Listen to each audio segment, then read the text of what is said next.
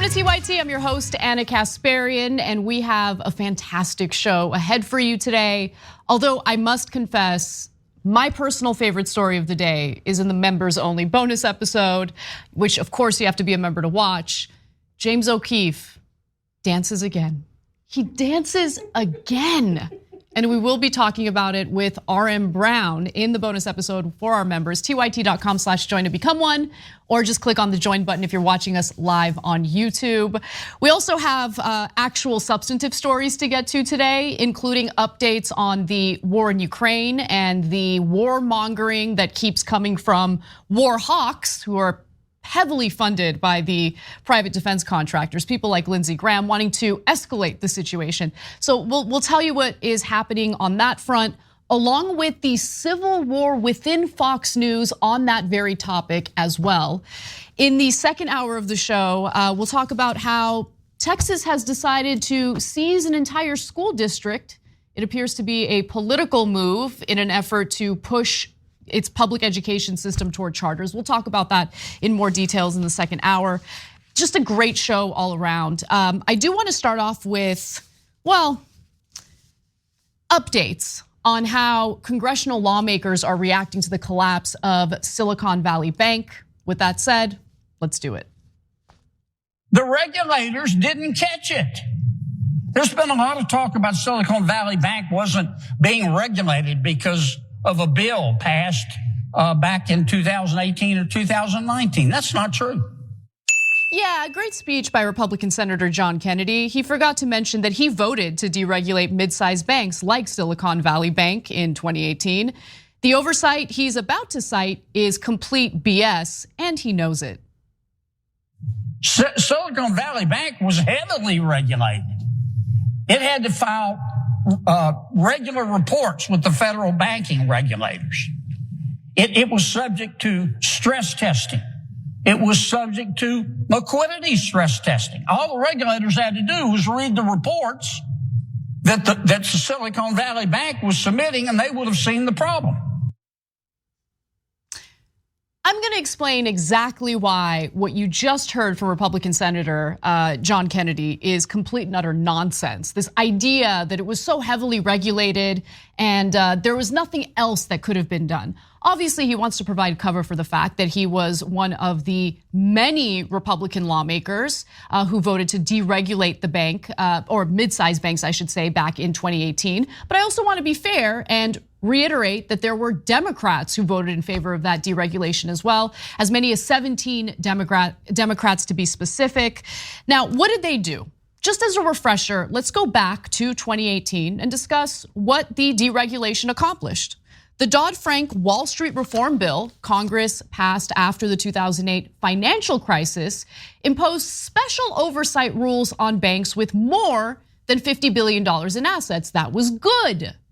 But 10 years later in 2018, at the behest of the regional banking industry, meaning after taking bribes from the regional banking industry, the bipartisan bank bill raised the threshold for those prudential standards so that they were only mandatory for banks with $250 billion in assets or more. Okay, so essentially the deregulations that were in place that would have impacted, and for a short period of time did impact, Silicon Valley Bank were then repealed for mid-sized banks like Silicon Valley Bank. Now, let me be clear in just noting that the deregulation on its own is very likely one of the factors for why this bank collapsed. I'm not saying it's the only factor, but it's certainly one of the factors. And that's not based on my expertise, that's based on the expertise of economists, which we'll get to in just a moment. But Congress at the time, back in 2018, as they were considering this deregulation, was warned that it would be a terrible idea. The Congressional Budget Office, for instance, specifically warned that the bill increased the risk that a mid-sized financial institution would fail. And that is what happened in the case of Silicon Valley Bank.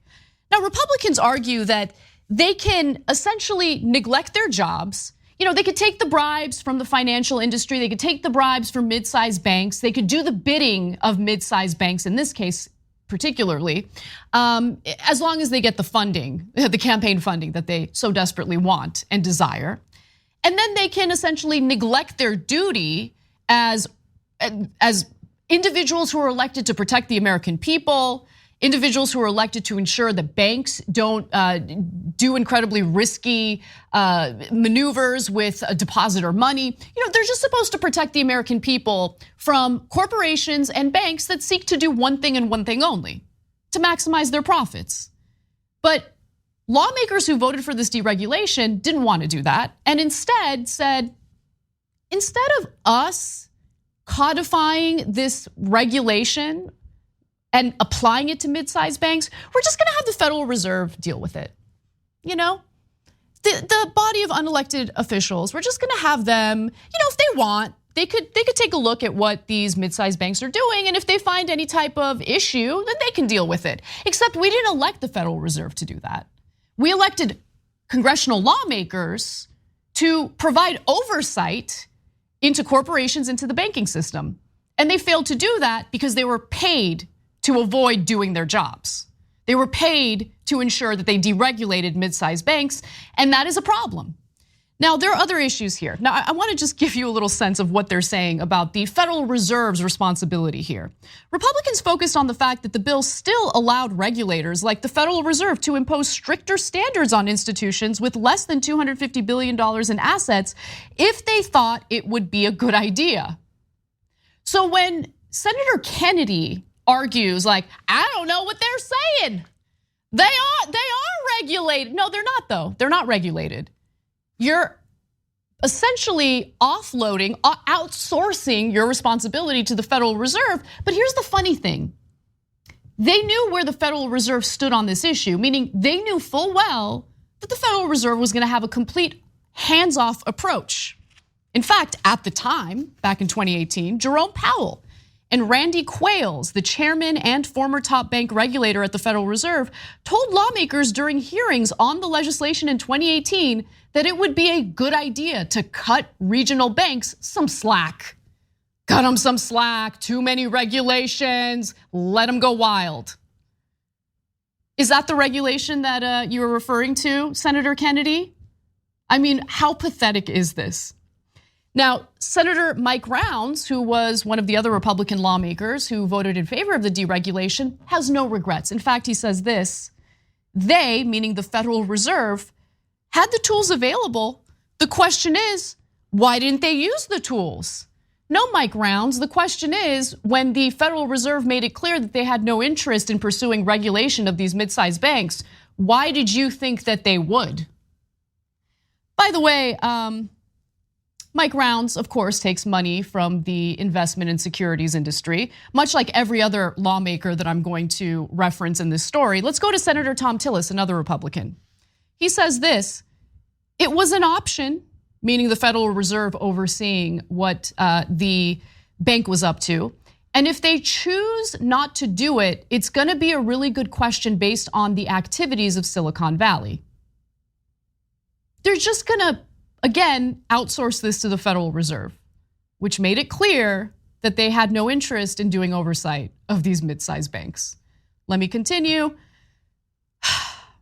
Thom Tillis, by the way, received more than, it's a lot of money, $1.95 million in donations from the securities and investment industry between 2017 and 2022 in that short period of time.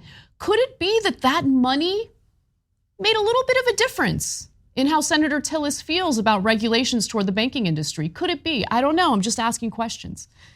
The Federal Reserve has said that it will conduct an investigation of its oversight of the bank and produce a report by May, by the way, by May, when maybe all of us have already forgotten about this story and maybe they don't release any report at all. We'll see. But Senator Mike Crapo argues that the deregulation had nothing to do with SVB going belly up. The fact is, this is not a capital issue. This is a liquidity issue. It's an entirely different set of issues. Is it, Mr. Crapo? Because fact of the matter is, well, let me back up actually. What ended up happening was Silicon Valley Bank had invested the bulk of its depositor money into government bonds.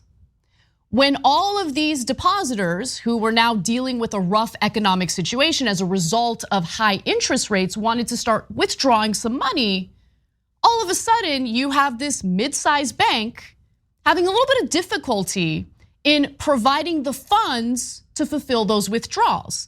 They had to sell the government bonds, but they had to sell those bonds at a loss because as the Federal Reserve raises interest rates, the value of those government bonds go down. So they took a loss of 1.8 million as they decided to cash out those government bonds in order to, fulfill the depositor needs as they were withdrawing money. Okay, now here's the interesting part. Here's what actually I didn't even know until fairly recently. I looked into what is considered liquid assets by the Federal Reserve. Examples of liquid assets generally include central bank reserves and government bonds. So government bonds account for the liquidity of the bank.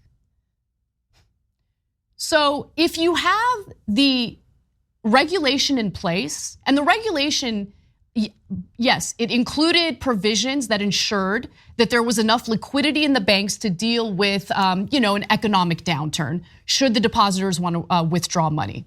But the other provisions included stress tests. And the stress tests ensure that there isn't mismanagement of that money, meaning if you see a situation in which interest rates are going to go up and the value of those government bonds are going to go down, well, regulators would look into what SVB was up to and say, yo, you got to diversify. You can't, you're going to lose the value of these assets as a result of the Federal Reserve raising interest rates. But there was no watchdog involved because of the deregulation. So again, I'm not saying it's the only reason why Silicon Valley Bank collapsed, but the deregulation was certainly a factor. And how are you going to consider government bonds liquid when, honestly, in some ways, it's much more complicated than that? If you know the value of that asset can go down significantly as a result of interest rates, that needs to be taken into account as well. Now, according to the Federal Reserve, all that money that Silicon Valley Bank had invested in government bonds, which lost value as the Fed increased the rates, was liquid. I just want to reiterate that. And by the way, it's not strange at all that Crapo, much like Tillis, much like Mike Rounds, would provide a cover for the sick ideology that allows banks to essentially get away with mismanagement and activities that really do put ordinary people at risk. So Crapo received more than $880,000 in donations from the securities and investment industry between 2017 and 2022. What would have happened if regulators actually kept a close eye on mid-sized banks like Silicon Valley Bank? Well, according to an economist and the director of the Roosevelt Institute, SVB would have had to report it to regulators monthly, and the signs would have been caught earlier. According to the experts, deregulation certainly played a role. And while these lawmakers, both Democrats and Republicans, want to make us all think they did nothing wrong, they did the right thing, and then we should immediately focus on woke ideology and how that allegedly contributed to the downfall of this bank. Fact of the matter is, what they really want to do is hide the fact that they work for their donors as opposed to the American people. That's the real story here. All right. We've got a big block on the war in Ukraine. What is the right wing saying? You have some of the typical people that you'd expect banging the war drums and calling for more escalation. It's important to cover that and give you the details. So I will when we come back from the break. One of the most consistent mistakes I make on this show, and it's because I can't wrap my head around this amount of money, is mistaking millions or mistaking billions for millions. So in that last story, I wanna correct what I said. When SVB cashed out those government bonds, they did it at a loss of 1.8 billion, not million, billion, okay? So I misspoke, I apologize for that. I just wanna make sure that I clarified that and didn't give you any misinformation.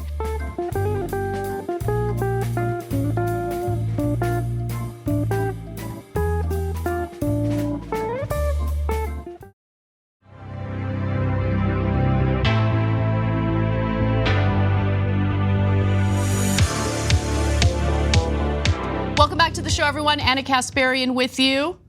Let's do a little bit of foreign policy related news, starting with this. They shot down our drone. What should our answer be? Well, we should hold them accountable and say that if you ever get near another U.S. set flying in international waters, your airplane would be shot down. What would Ronald Reagan do right now? He would start shooting Russian planes down if they were threatening our assets. Shooting down Russian planes is clearly a severe escalation of war with a nuclear power. Let's just get that part out of the way. But Senator Lindsey Graham loves escalations of war as he comfortably sits in wherever he is in the United States and does the bidding of the defense contractors who fund his campaign. But with that said, it is worth kind of going back to see what sparked that conversation, what sparked that demand by Senator Graham. What are they talking about?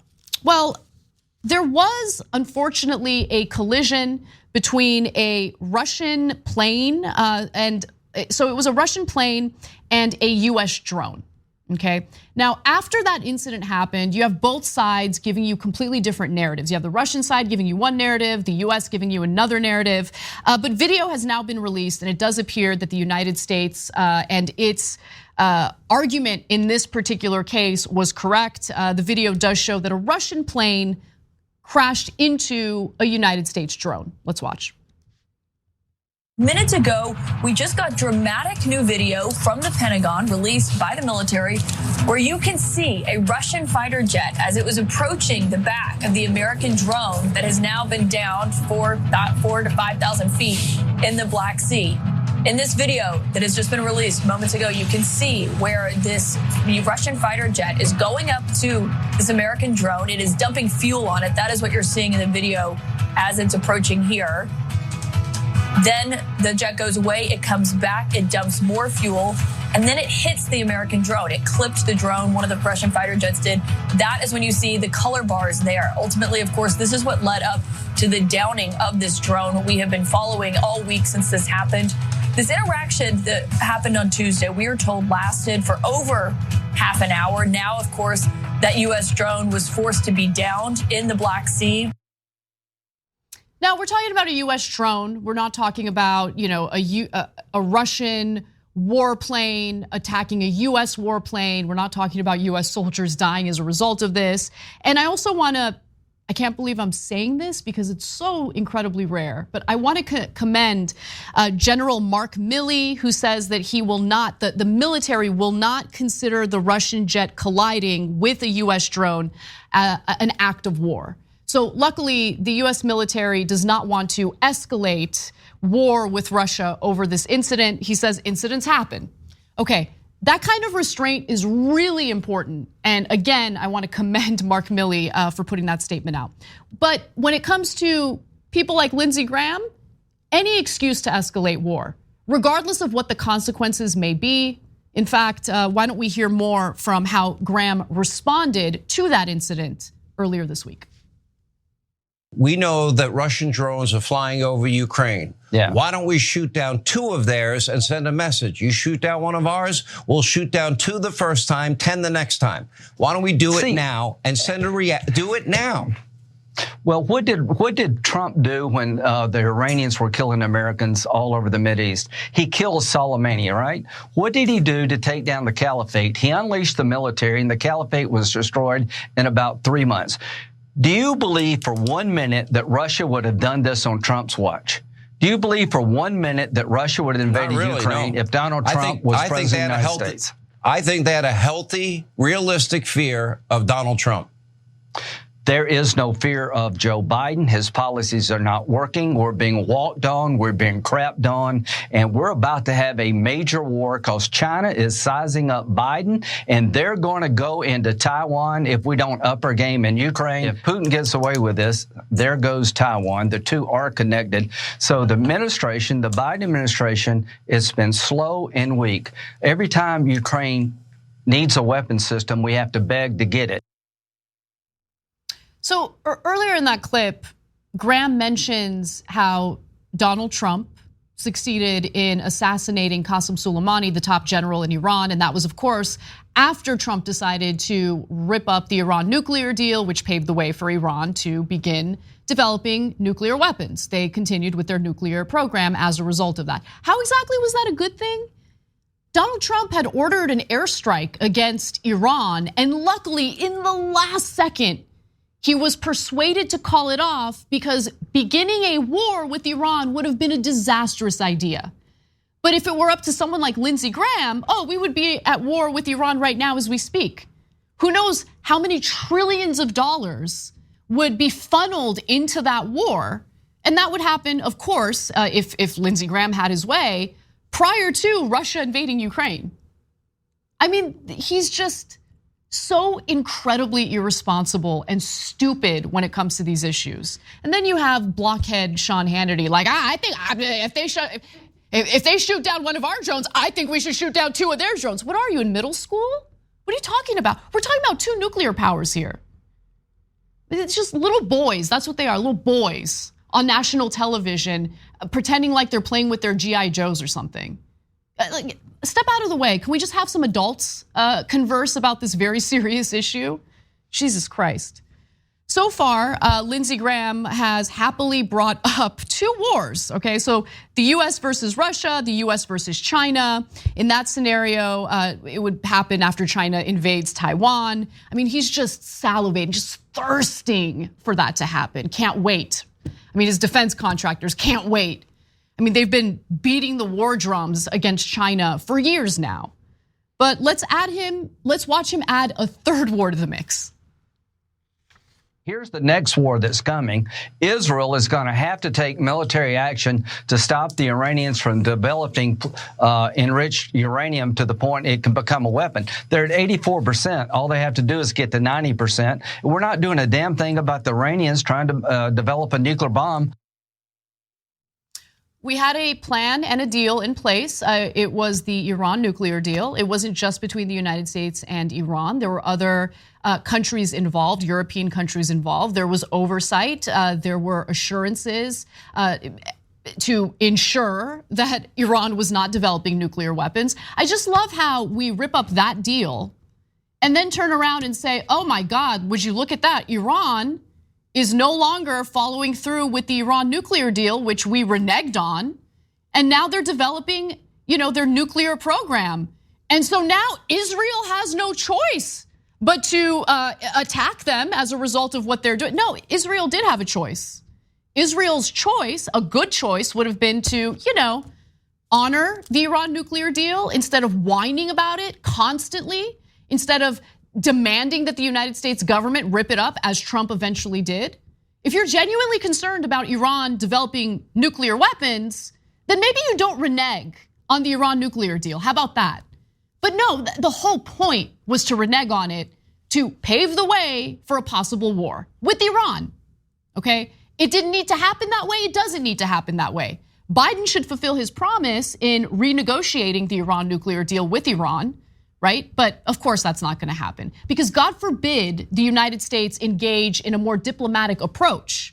The Obama administration did. That was when the Iran nuclear deal came into effect. It was one of the accomplishments of the Obama administration that I thought was great.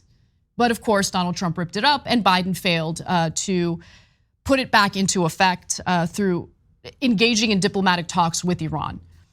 Now, with that said, I do want to just quickly talk about the funding that Senator Lindsey Graham takes, or I should say, the legalized bribes Senator Lindsey Graham takes from the defense industry. If you take a look at his top funders, the top, industries that happen to fund his campaigns, you'll notice that a pretty large figure comes from the defense industry. So between 2017 and 2022, Senator Graham received almost $400,000 in campaign contributions from the defense sector. Okay, but if you also take a look at the total amount, which includes money that was donated by defense to super PACs associated with Lindsey Graham, the number is obviously above $1 million there.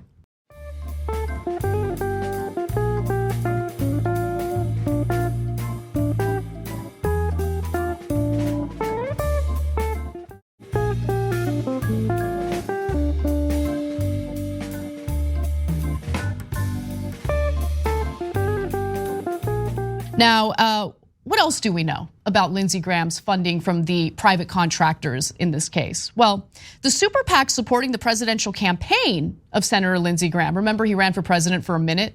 Well, that raised $2.9 million through the end of June, a significant portion of which came from defense contractors that stand to gain from Graham's advocacy for greater military intervention around the world and increased defense spending.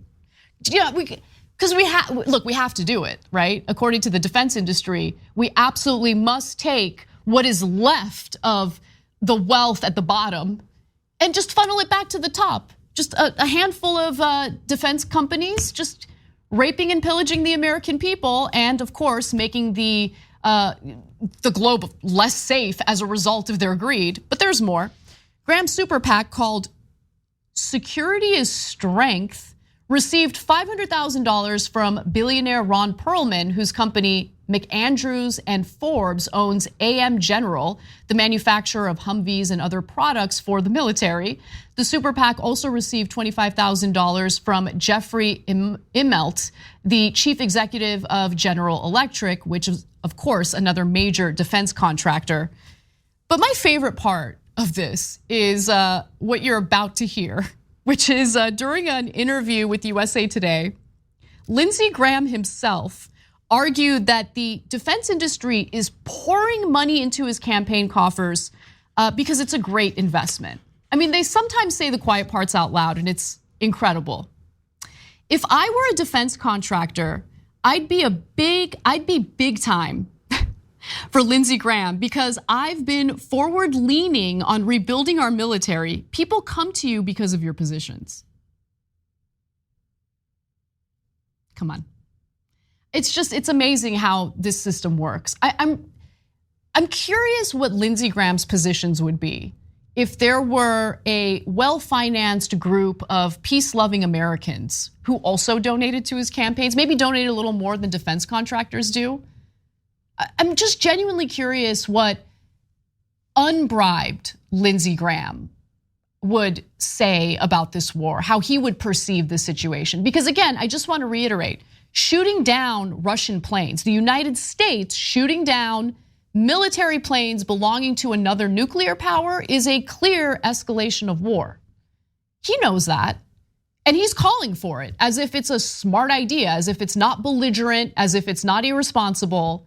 But is that what he really thinks? If you take the money out of it, what does Senator Lindsey Graham genuinely want?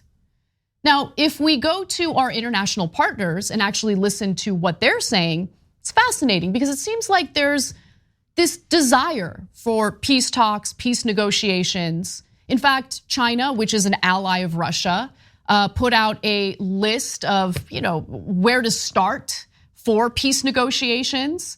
And you would think that our Western partners would immediately brush that off and say, no, I'm not interested in that. But it turns out that's actually not the case. You're not going to see this coverage in most US media. But I do want to talk a little bit about Wolfgang Ischinger, who he used to be the chair of the Munich Security Conference. He recently sat down for an interview with DW, which is a news organization based in Germany.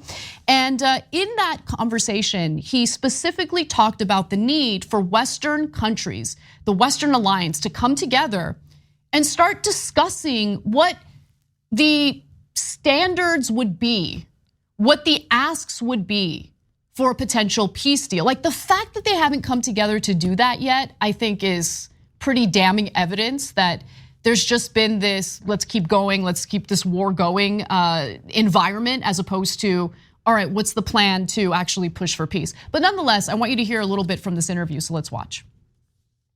I think we need to make sure that we are singing from the same song sheet. Are we singing from the same song sheet today? The United States, the Biden administration, the United Kingdom, France, the entire European Union, NATO allies, Poland, the Baltic states. Are we in agreement about how we want, if and when a negotiating scenario appears, how we want to conduct it? Are we in agreement what our position would be? Let's assume Ukraine will unfortunately or might unfortunately not be able to re-liberate Crimea. from their point of view, it's Ukrainian territory. And I would agree it's Ukrainian territory. So what are the options if they can't liberate by the use of military force Crimea? So the question that he's asking there is an important one, because when it comes to a peace deal, there needs to be compromise, clearly.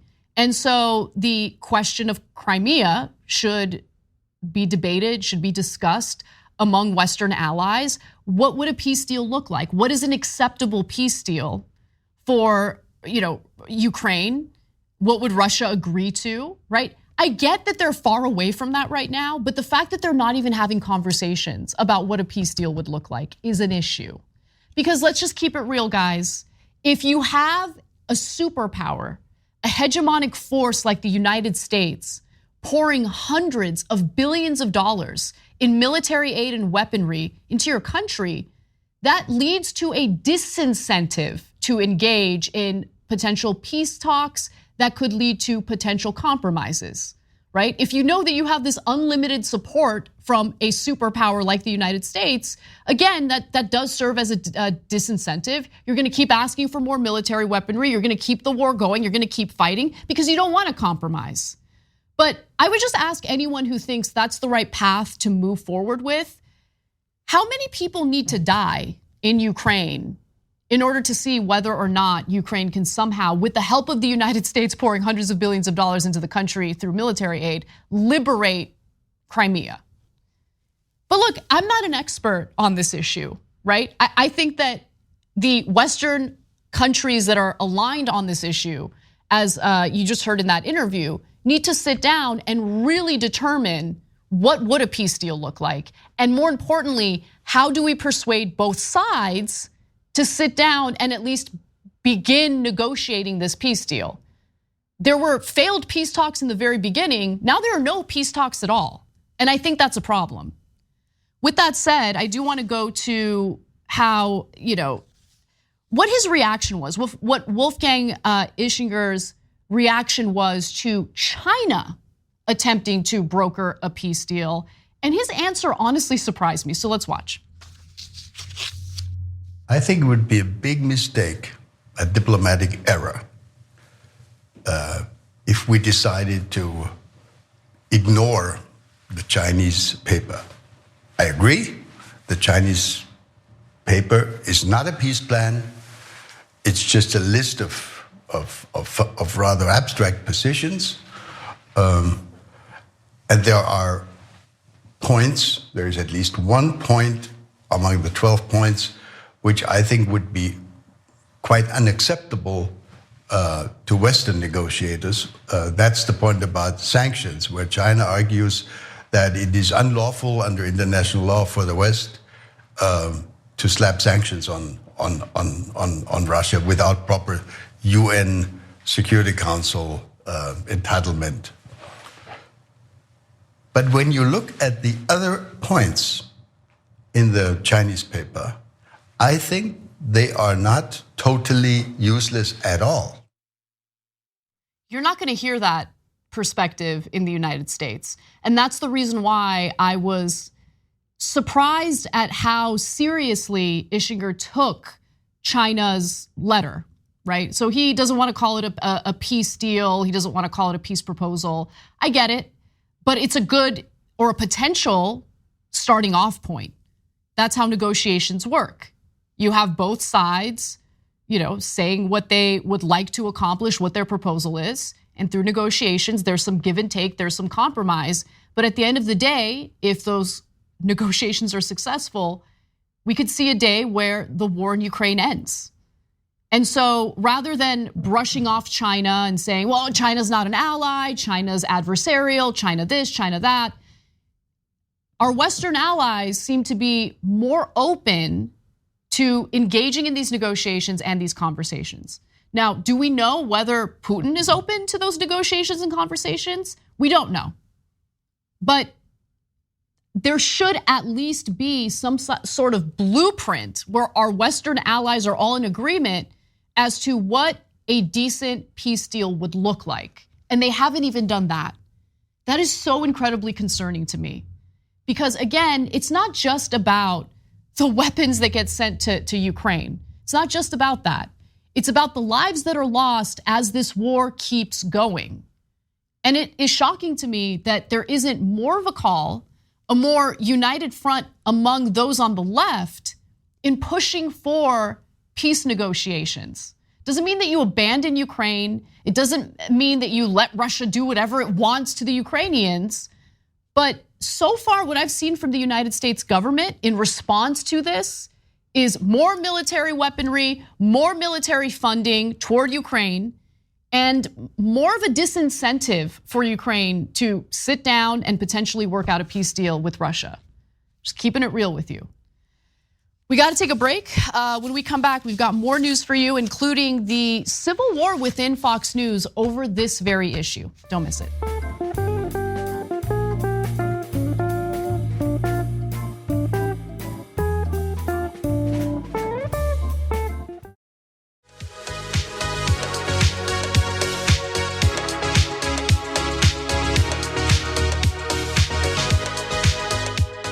Are Sean Hannity and Tucker Carlson frenemies? Maybe.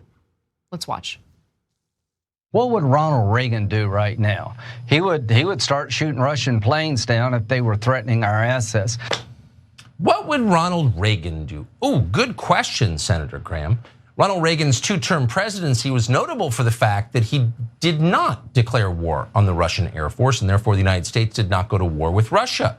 And millions of lives were saved as a result. You just watched Tucker Carlson attack Lindsey Graham for openly calling for war with Russia over the fact that a Russian plane collided with a US drone. Now, luckily, the United States has responded to people questioning whether we're going to escalate war with Russia. And General Mark Milley's like, incidents happen, and no, we are not going to do that, which is the right way to go. But what Tucker failed to mention in his monologue there is that Graham made those comments on Sean Hannity's show, his colleague on Fox News.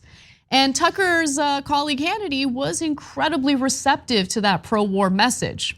Fox News now stands divided on the issue of how to respond to Russia, which is fascinating. You have Tucker Carlson taking a more, for lack of a better word, populist approach with the story.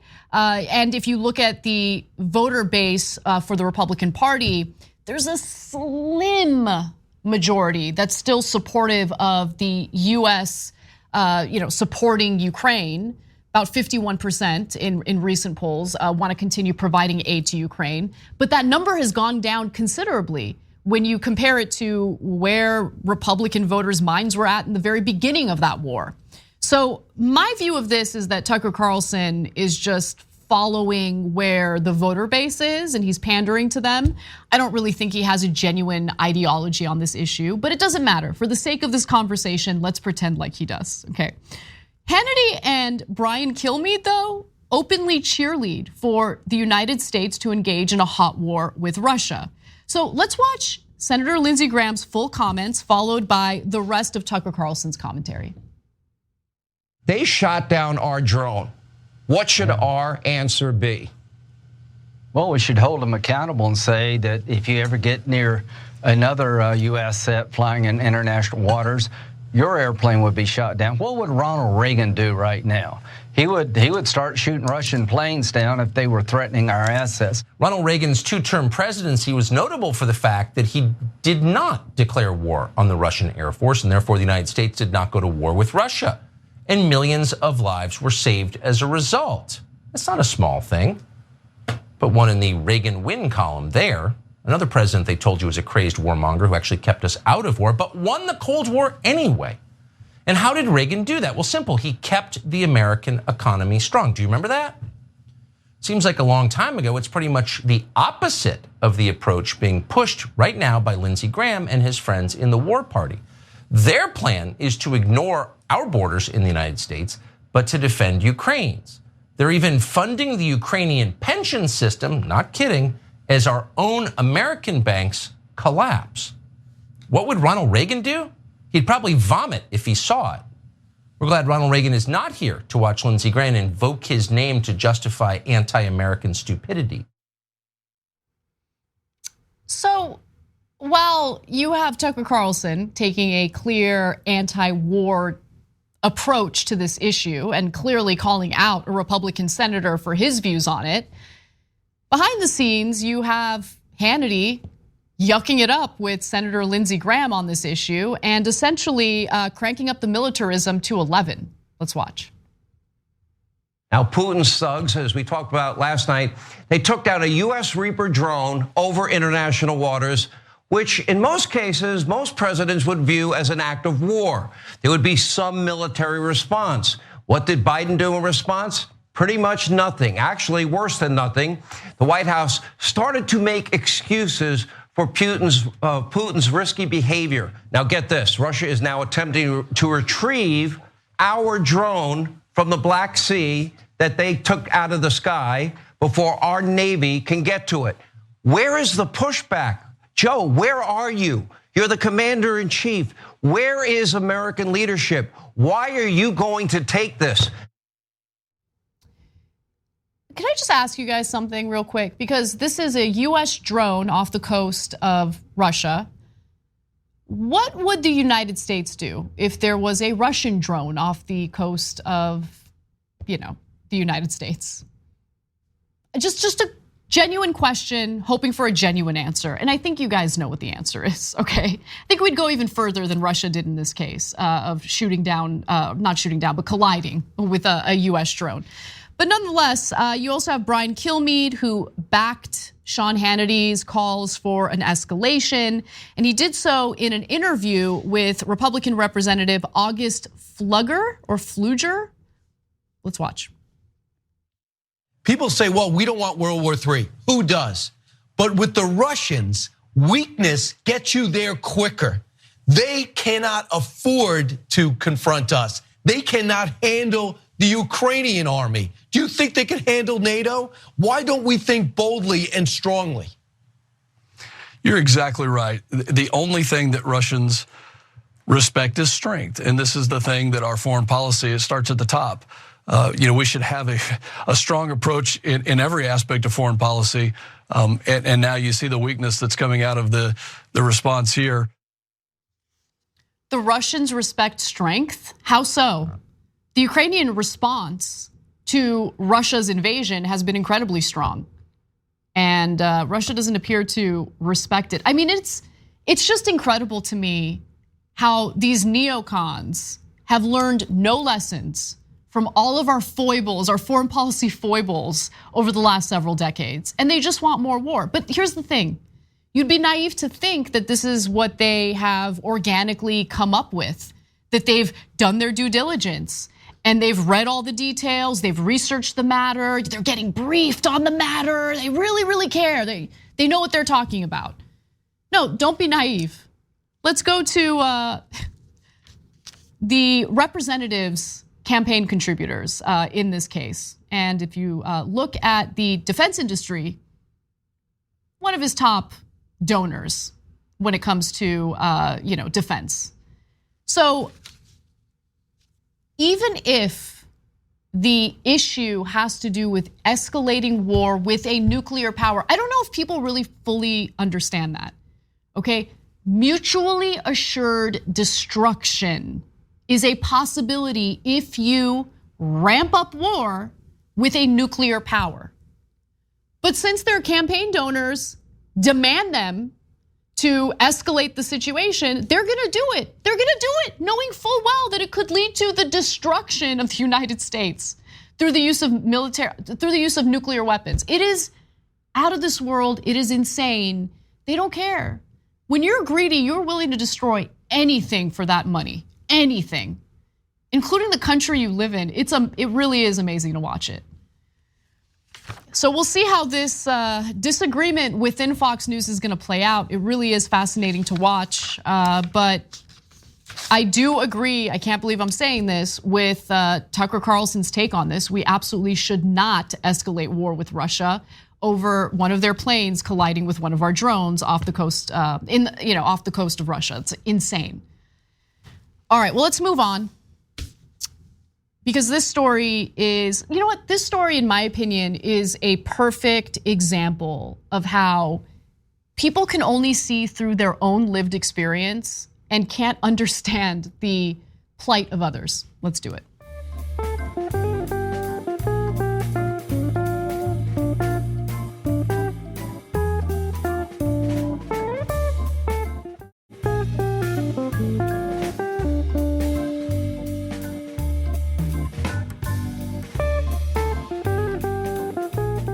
If there is a problem of children actually starving, that is a child endangerment scenario to which CPS needs to be called. If you're talking about like actual child starvation, the truth is it does not take that much money to feed a child. I know I have 3 of them. You should be feeding your child before you feed yourself. Ben Shapiro had a fascinating and strange take on what should happen to children who are suffering as a result of starvation, suffering because their families don't have enough money to feed them. And so let's listen to more of his argument in context, and then I'll break down what the reality is. If government can protect kids from the sick radical left, shouldn't they also protect kids from hunger? Wouldn't it make sense to strengthen food stamps and have school lunch be free, since some kids are in school lunch debt? Well, I mean, if you are a parent, school lunches are not going to solve the problem of child hunger at any serious level. If there is a problem of children actually starving, that is a child endangerment scenario to which CPS needs to be called. If you're talking about like actual child starvation, the truth is it does not take that much money to feed a child. I know I have 3 of them. You should be feeding your child before you feed yourself. It's that simple. There's a much deeper problem at work than school lunches if kids are legitimately starving. So I think the deeper problem with Ben Shapiro's argument is that he immediately thought of this issue through the lens of his own experience in life. As someone who is incredibly wealthy, as someone who has never had any issues in providing food for his 3 children, which is great. I wish every American was in that position, but they're not. A lot of Americans are not in that position. In fact, child hunger declined in America during the pandemic thanks to the universal school lunch program that was implemented. That meant that school lunches were free for students. And believe it or not, there are many students across the country who rely on free school lunches in order to get the nutrition they need to survive. It sounds crazy to someone who might be incredibly wealthy, but it is the truth. And this is the result of a system that has led to stagnant wages for several decades since the 1970s.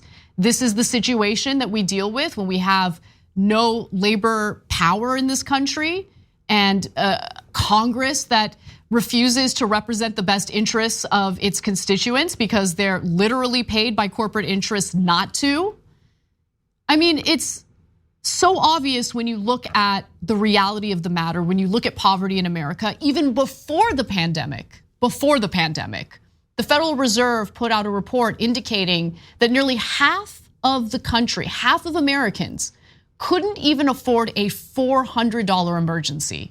So while it might be super easy for some people like Ben Shapiro to provide the food their children need to be happy, healthy, and thrive, unfortunately, there are a ton of Americans who are not in that position. So let's get to the details. What's really transpiring with hunger in America, particularly hunger toward children? And what would it look like if we just snatched children away from their families if they were too poor to provide the food their kids need? Because let me tell you something, with all these abortion restrictions in red states, there are gonna be a lot of poor people ending up with children they can't afford. And what's the proposal here? To take the kids away and put them in foster care? Which, by the way, if the concern here is government resources going toward social programs or government programs, how do you think Child Protective Services is funded? So instead of putting more funding toward Child Protective Services, we could, make sure the kids have the food they need to survive. But anyway, let me give you the details. So school lunches are carried out in the United States by the National School Lunch Program. They provide both low cost or free lunches to children, and they operate in 100,000 public and nonprofit private schools. Now, in fiscal year 2019, before the coronavirus pandemic, the program provided 4.9 billion lunches at a total of about $14.2 billion. Now, you have to be extremely poor in order to qualify for free school lunches. How poor exactly? Well, according to the USDA, students from households with incomes at or below 130% of the federal poverty line can receive a free lunch. That is incredibly poor. What do I mean by that? Well, 130% of the poverty line for a 3-person family is $2,495 a month, or about $29,940 a year. The poverty level is higher, obviously, for bigger families, meaning if you have more kids, the number could be higher in terms of your annual income, and you'd still qualify. But obviously, you have more kids, and that's an incredibly heavy expense, as we know. Raising children is very, very expensive. Now, with that said, how far does $29,940 go in a country that is grappling with inflation? Now, prior to these inflationary pressures, you can imagine that income is incredibly low and incredibly difficult to get by on, particularly if you have children. Now, prices of goods and services are currently at a 40-year high, leaving consumers with less money in their budgets for things like savings and debt repayment. Americans devoted 9.1% of their incomes to expenditures in 2021 than in 2020, according to the most recent Consumer Expenditure Survey. And that's according to reporting by Bankrate. And inflation hit food prices pretty hard, something we've been talking about on this show a lot, something that the right wing actually loves talking about because they want to blame it on Biden. So when it's convenient, they love talking about how crippling inflation is, especially at the grocery stores. But then when it comes to funding government programs that help starving children, all of a sudden, if you can't provide food for your kids, maybe we take them away. Think about that.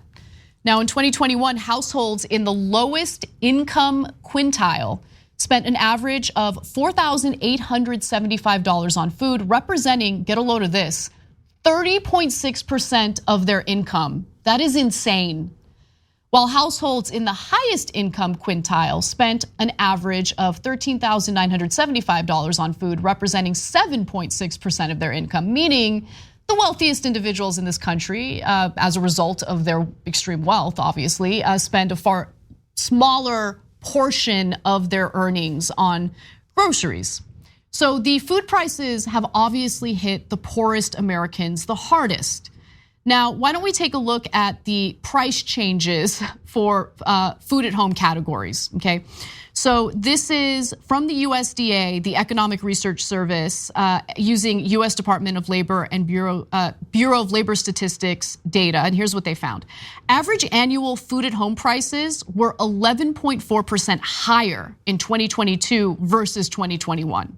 Now, for context, the 20-year historical level of retail food price inflation is 2% per year. But in 2022, prices for all food categories increased faster than their historical averages from 2002 to 2021.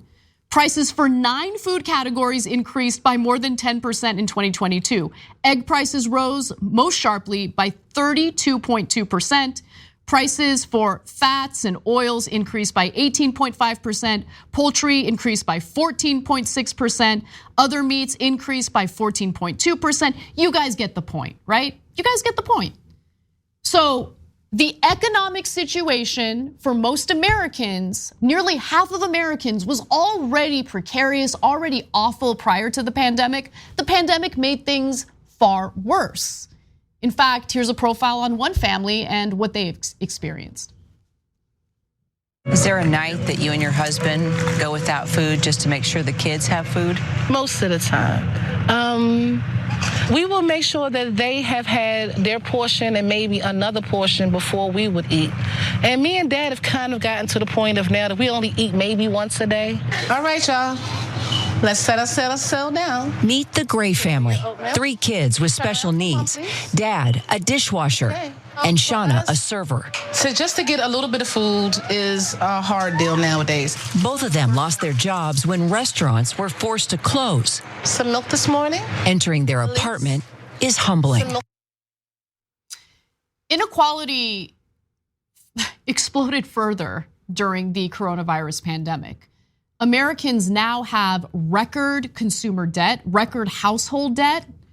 And we keep hearing about like, oh, but they got that stimulus money though. But if you take a look at their finances, they're struggling. And so the idea of punishing them by taking their kids away due to their inability to afford food, enough food to keep them happy and healthy, is insane to me. And also would be a massive expense if that's all you care about. If you care about, oh, we don't want to fund more government stuff. How do you make the case that taking kids away from their parents and having Child Protective Services deal with them is cost effective? I mean, it's incredibly cruel and wrong. You're punishing the poor by taking their kids away. But on top of that, it would also be incredibly expensive. With that said, let's also talk about other cost burdens that everyone has to deal with in this country. But it's particularly difficult if you're only raking in a little more than $29,000 a year in a 3-person household. A report from Redfin, for instance, shows that nationally listed rents for available apartments rose 15% between June of 2021 and 2022. And the median listed rent for an average apartment rose above $2,000 a month for the first time. So let's just quickly do the math. $2,000 a month for rent. How much are you going to spend on rent in 1 year? $24,000. So if you are bringing in household income of $29,400, whatever the number was, $29,940, I believe it was. If you're spending $24,000 of that on rent, how do you have anything left for all the other expenses, including food? But look, I mean, that's average. That's the average cost of rent. So let me be fair. Let's get to some specifics on the cheapest rent you could possibly find in the United States. If you're really poor, you can't afford food for your kids, maybe you move to a place that has cheaper rent. So you've got Houston. Here's the top 10 places to go if you're looking for the cheapest rent. In Houston, Texas, on average is about $1,349. Pittsburgh, Pennsylvania, $1,322. Let's go all the way down to the very cheapest place to live, according to Clippinger, which compiled this list. That's Oklahoma City, Oklahoma, $892. And that's if you can find the absolute cheapest rent in Oklahoma City, Oklahoma. Okay, so if a family living 130% below the poverty line is somehow able to score the absolute cheapest rent on average, they would still need to spend $10,704 on rent per year when they're only bringing in, let's just round it out, $30,000 a year. You get what I'm saying? Like, okay, so that housing expense is out of control. Food prices, thanks to inflation, out of control. All of this is out of control. You got to deal with utilities, you got to deal with transportation, clothing, and yes, food. So believe it or not, if you're well-to-do and you think like, school lunches, what do school lunches do? School lunches aren't saving people from hunger. You'd be mistaken. A ton of students rely on free lunch at schools. I'd love to live in a country that doesn't have a rigged economic system. I'd love to live in a country where the Federal Reserve doesn't get to put its thumb on the scale and drive some of the insane inequalities that we've seen in this country. I'd love to live in a country where labor unions have a seat at the table and are able to negotiate for far better working conditions and wages so people don't need to rely on government programs to close the gap. But we don't live in that country, partly because of the policies that the right wing and just like corporate Democrats as well, like corporate politicians have fueled, that favors the wealthy, that favors corporations, and puts all of us at a disadvantage. We gotta be real. And we got to take care of our fellow Americans. And it just really pains me to see that anyone would advocate for taking children away from their parents if they have this inability to provide sustenance for their kids. Why do they have that inability? Maybe we need to address that in the first place. All right, we got to take a break. When we come back, R.M. Brown will be joining me for the second hour. Don't miss it.